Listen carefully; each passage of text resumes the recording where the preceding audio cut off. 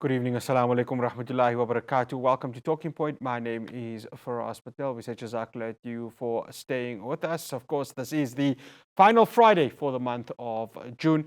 And of course, a new show will be coming to you every Monday, Tuesday, Thursday, and Friday. But do stay tuned with regards to that. Now, the Public Servants Association says several directors generals of government departments who are its members have expressed concern following a leaked DA letter of demands in the Government of National Unity. Now, the DA's letter addressed to ANC Secretary General Fikile Mbalula states that the Blue Party insists on contracts of Director Generals in the department where it will lead be terminated and pave the way for DA-approved appointments. Joining us now, I'd like to welcome the spokesperson for the PSA, Claude Naiker. Claude, good day. Thank you so much for joining us here on Talking Point. Thank you very much. Thank you for having me. No, it's an absolute pleasure. Claude, of course, bit of disappointment from the PSA side. You've spoken to these director generals. Could you give us more brief with regards to some of the conversations or maybe lack thereof that they've been having with regards to the potential of their jobs being in jeopardy? Yeah, I think a preamble to this whole thing is that I think the DA has always criticized the previous government, or if you want to call it the current government, of cadre deployment. And this is one way of saying to the government to say, listen, we're not happy with your cadre deployment. Therefore, we're going to terminate the services of all these employees and let them reapply for this job. Now, I think they went a roundabout way of trying to address this. I think any employee in the public service, be it a director general, be it a senior officer, most of them are permanent employees. Director generals in the public service are employed on a contract basis. And I think the DA, if they are aware of how the law operates, it says that you are on a fixed term contract. And probably in those contracts, you'll have what is called performance agreements. In other words, if an individual is not performing, then that is one of the reasons that you absolutely terminate the contract. But unfortunately, you just can't come and terminate somebody that's on a 5-year contract without a valid reason. If they were familiar with the labor laws of our country, one would realize this tantamounts to an unfair dismissal or an unfair labor practice. Unless you have valid reason for terminating the contract, unfortunately, the law doesn't allow you to do this itself. A lot of individuals in the public service, be it whether they cater deployment or not, cannot be painted with the same brush. There are individuals that are performing the work to the satisfactory. There are individuals that are doing very well in the work spheres. And I think if individuals are not performing, there is a tool in the public service that you can actually manage to, if I want to use the word, get rid of these individuals or terminate the services lawfully. Unfortunately, you just can't come up and wake up in the morning and say, listen, I'm terminating the contract of all the DGs because I believe most of them were cadre deployment. This doesn't hold water. As the Public Servants Association, it's not about where you come from. If the individual has the potential, has the necessary skill set to do the job, so be it. And if he's not cut out to do the job, there is a performance tool in the public service that one can utilize to obviously deal with these individuals. So I think the DA is totally out of control there.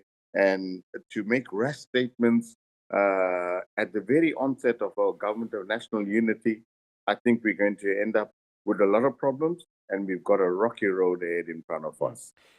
Claude, the DA, and they've been saying this for quite some time, that they want to try and cut this quote unquote bloated cabinet. And part of that would obviously be the director general positions.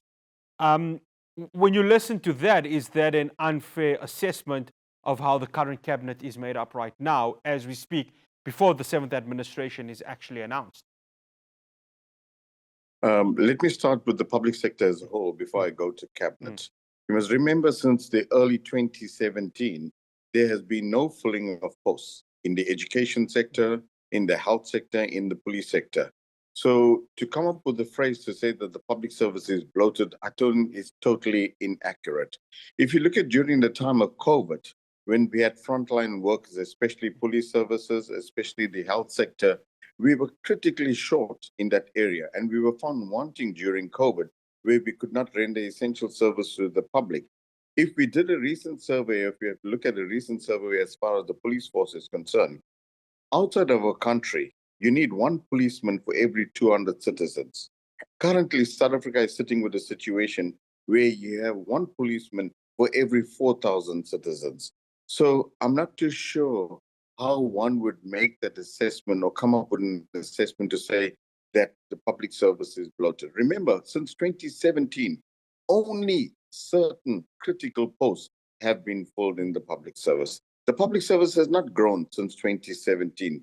So I'm not too sure where this rationale is that the public service is bloated. As far as the cabinet is concerned, to a certain extent, we would, I won't say align ourselves, but we're on the same thinking as what the party had indicated, that the cabinet is to a certain extent bloated. Is there a need for deputy ministers? Is there a need for other ministers? Should we combine some of the ministries to try and streamline the fat and cost-saving measures to be implemented? In that situation, I think, yes, it's something that we should look at. And if we can cut at the top and we can save, then we should do so right across the spectrum itself. But you can't say that the public service as a whole is bloated when you don't do something at cabinet. So in that respect, I think there is some issues or some measures that we can take to trim down the cabinet itself. Claude, I'm sure like both you and I, and including the representatives that you obviously associate with, Represent, yeah. represent, excuse me, yeah, from the perspective of the government of national unity, everyone's waiting in bated breath. As we talk right now, no one really knows what's going to happen because there's to and from negotiations that are happening. Uh, Claude, what is the take with regards to PSA in terms of where this government of national unity needs to be headed in terms of the protection of public servants like the ones that you represent?